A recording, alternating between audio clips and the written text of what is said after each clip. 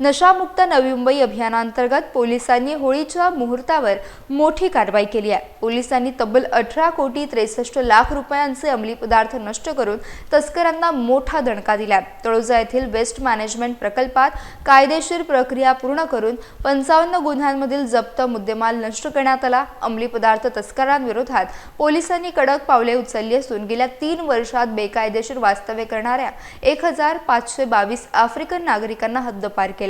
तसेच 111 जणांना काळ्या यादीत टाकले असून सराईत गुन्हेगारांवर मकोका अंतर्गत कठोर कारवाई करण्यात आली आहे। यासोबतच पंजाबमधून रेल्वे आणि ट्रकद्वारे ड्रग्ज आणणाऱ्या एका मोठ्या टोळीचा पोलिसांनी पर्दाफाश केला।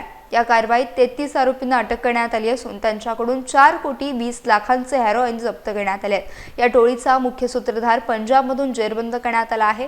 नवी मुंबई पोलिसांच्या सातत्यपूर्ण मोहिमेमुळे ड्रग्ज माफियांचे धाबे पुरते दणाणलेत। नागरिकांनी या कामगिरीचं कौतुक केलंय। नवी मुंबई पोलिसांचं गेल्या अनेक वर्षांपासून नशामुक्त अभियान जे आहे ते आपण दर वर्षी आपण बघतो की 2 ते 3 वेळा आपण खूप मोठ्या प्रमाणामध्ये हे जे नशेचं जो अंमली पदार्थ आहे तो आपण या ठिकाणी इन्सिनरेटर मध्ये आपण बर्न करत असतो। यावेळेलाही जवळजवळ 55 गुन्ह्यांमधील 18 कोटीच्या वर हा मुद्देमाल आपण या ठिकाणी इन्सिनरेटर मध्ये बर्न करतो आहे, ज्यामध्ये गांजा, हायड्रो गांजा, सर्वच प्रकारचे अंमली पदार्थ आहेत। गांजा, हायड्रो गांजा, MD, MDMA, कोकेन, हेरोईन, सर्वच प्रकारचे नार्कोटिक्स हे मोठ्या प्रमाणात आहेत।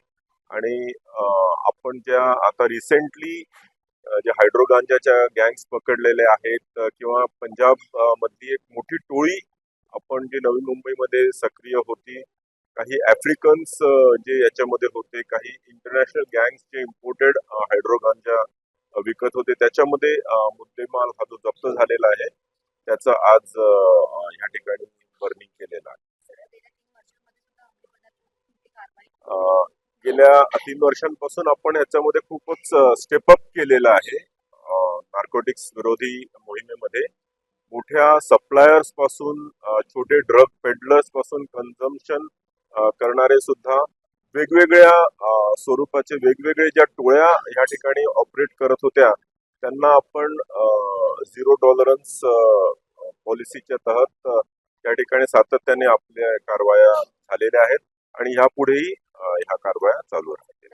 तरुण पिढीला आम्ही सातत्याने आमचे जे अवेअरनेसचे कार्यक्रम असतात, काउन्सिलिंगचे कार्यक्रम असतात, त्याच्यामध्ये सुद्धा आपण शाळा, कॉलेजेस आणि इतर असे अनेक उपक्रम घेत असतो, ज्यामधून आपण नार्कोटिक्सनी होणाऱ्या हानी आणि विशेष करून त्यांना जो इझिली काही नार्कोटिक्सचे गोष्टी, हुक्का ज्या सहजपणे उपलब्ध व्हायच्या त्या आपण त्यांना डिफिकल्ट करून टाकलेल्या आहेत सातत्याने कारवाई केल्यामुळे।